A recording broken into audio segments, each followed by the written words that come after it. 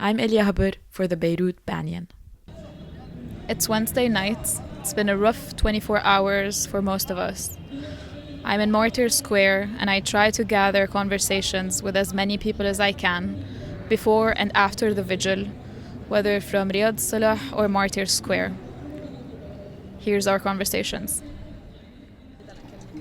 My name is Bilal Asman. My age is 32. I'm a banker.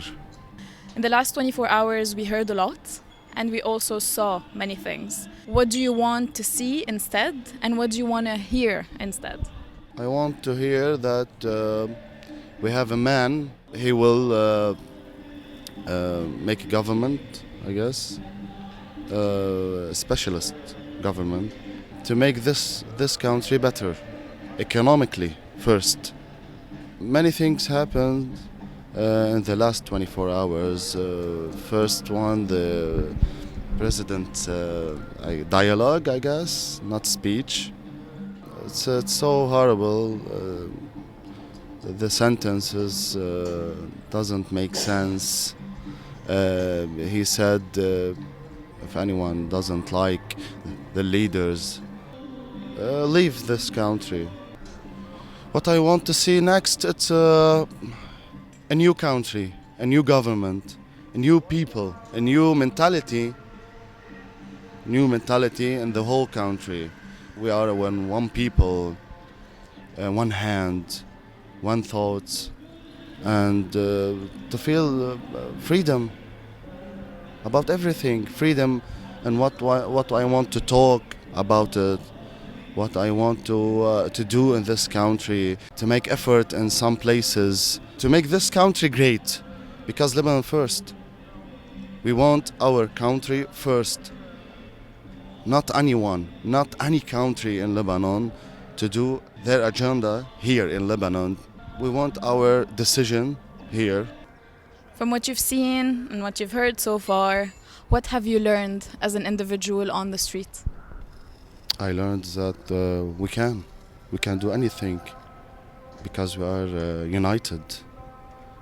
When we are united, we can do anything. Anything, literally anything.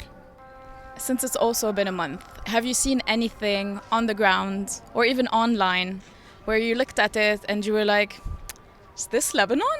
I saw most of the people united and want to live with each others. This is the most important thing, because maybe the Christian didn't know the Muslim habits or thoughts. يعني مش قاعدين مع بعضهم وحاكين مع بعضهم واكلين مع بعضهم. My last question, and that is a hopeful one. Let's say a year from now, you're looking back at this moment in our history. What do you think people will remember, or what do you want them to remember? First, I want them to remember to be proud, because this revolution make us open our eyes. I want all the people to see, to feel proud, just proud. My name is Wasim Donnawi. My age 24. My work, I am a head Italian chef. Why are you here today? I am here because the government didn't give the Lebanese people their rights. In the last 24 hours, we saw many things and we heard many things. What do you want to see instead, or what do you want to hear instead? The government gives the people at least the right about her salary, hospital, schools, at least the minimum right in every country. The people, they have a right. In Lebanon, no way, no right. Okay, after this month, it's almost been a month. What do you think you've personally learned? I learned to have a good communication with the Christian, with Muslims, with Yahudi in English, Jewish, I think. All the people here are human. No difference between Muslim or Christian or Jewish. We are human, we are Lebanese, We are all brothers and sisters in Lebanon. If you're looking back, like in 2020, you're looking back, remembering this moment, this month so far, what do you think people will remember about this? Or what do you want them to remember about this? I want him to remember to be good communication with each other. The Christians are Christian, Muslim are Muslim, Jewish are Jewish, but in Lebanon all these are brothers. وما نخلي رجال الدين يتدخلوا فيهم. Hiba Shhaitli, age 33. I'm a mathematical researcher. Hiba, we're currently standing in Martyrs Square after the vigil was held. Would you mind telling me, after what we've seen and heard in the last 24 hours, what would you like to see and hear instead? What I would have liked to see is, first of all, the solidarity of the people coming out to the streets, even if they were burning tires or whatever. There's a lot of political and social complexities happening at the same time, but people coming out peacefully saying that we do not want violence, we do not want to return violence with random violence, saying we refuse to be pushed towards a civil war again. What I would like to see more is more actions and acknowledgements from the people of power that this is an emergency and that there is no time for trying to preserve whatever power or privileges they still have and trying to cook some recipe where they don't have to give up whatever power they have. They just cannot go on doing what they are used on doing. People really have changed. Something changed on the collective level. Something has changed, something drastic has changed, and we're not going back.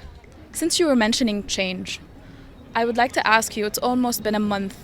What do you think you've learned in this month? I'm still trying to digest all what's happening. I don't think I've learned anything new because sadly we already know the reality. The new thing is that there's a movement now that no longer wants to accept the status quo. And there's lots of conspiracy theories, lots of outside forces, and they're all legitimate because all of these forces are operating at the same time. But that does not negate the fact that the people are asking for something that's rightfully theirs, and they will not settle to just being shut down by fear and acts of terror. So something changed that allowed the collective to change the environment in a way that the environment actually brings out what's best in you. The people in Tripoli, the people in the south, everywhere in Lebanon, where they're living in an environment that forces them to act in certain ways that now they decided that this doesn't suit them anymore, and they don't want to settle for this alienation of the other. What do you think people will remember, or what do you want them to remember? With all the darkness and the injustice that we've lived through, at some point we as a collective decided that enough is enough.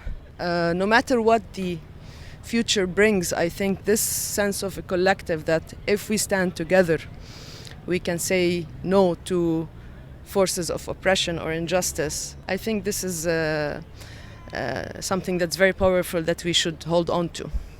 Hi, my name is Milan Fakhri. I'm 32 years old and I run an education consultancy. What brings you here and what would you like to see instead?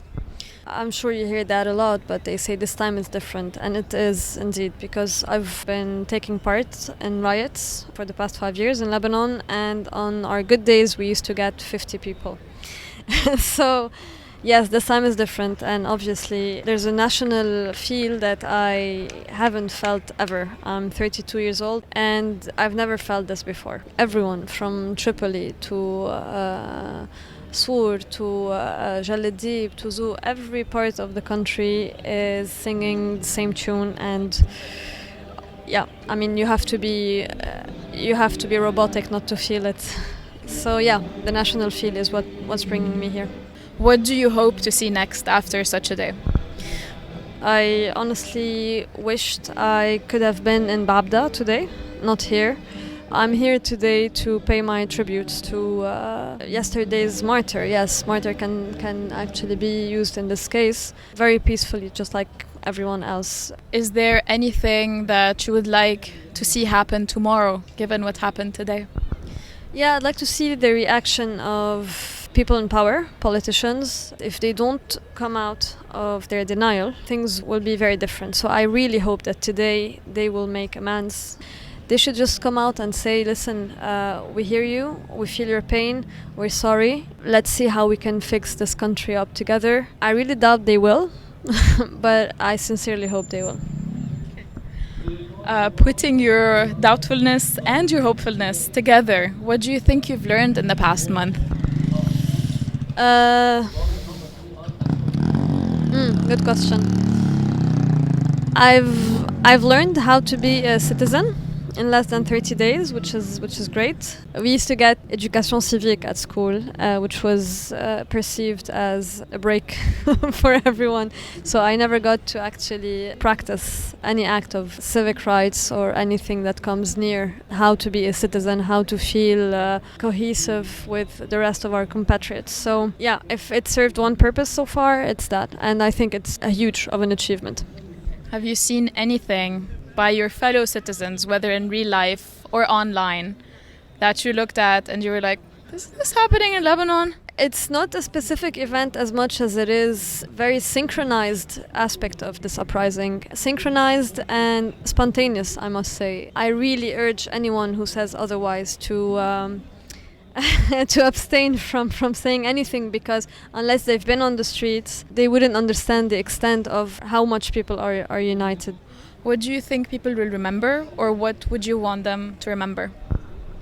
Unity, which hasn't happened since 1943. Unity, yeah. My name is Anthony Saman. I'm 34 years old. I work in the music industry. I'm a promoter. How does being on the street relate to your passion? It doesn't. It doesn't at all, because basically what's happened with everyone else is this has gone beyond profession, beyond work. It's so much bigger than that, and you can feel it, and I can feel it. For the past month I haven't had any work, and so be it. It's not been easy, not for me, not for anyone else, but I think at this point careers, passions, interest, all that stuff has to be put aside. There's something much bigger at stake. We have to all focus our energy on that to reach what we're trying to reach all together.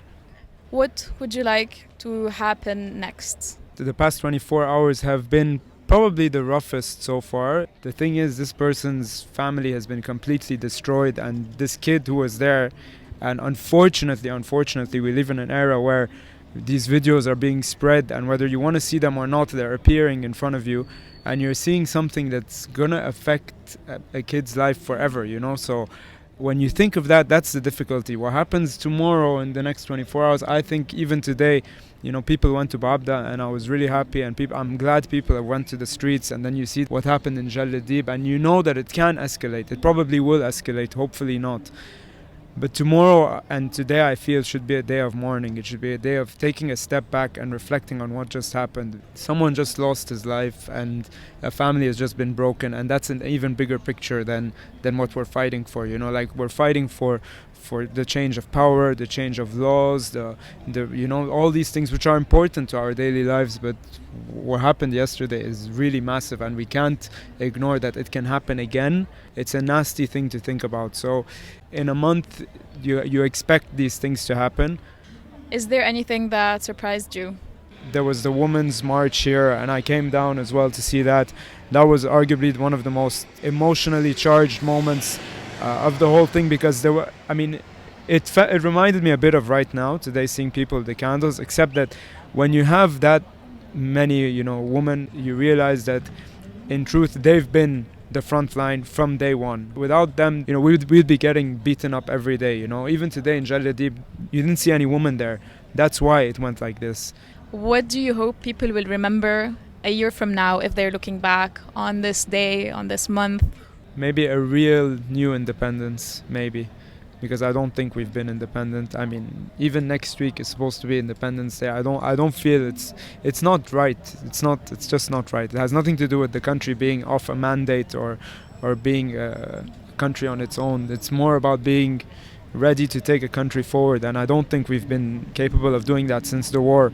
So I just hope. No, I don't even want to think about a year from now. I want to think about a day from now or a week from now. I'm thinking more short term, like let's get the immediate done, all having the good spirit of what we want to achieve for the bigger picture of Lebanon. So I'd say maybe let's imagine a month from now where we're at, and hopefully we'll be in a better place, be it economically, be it politically.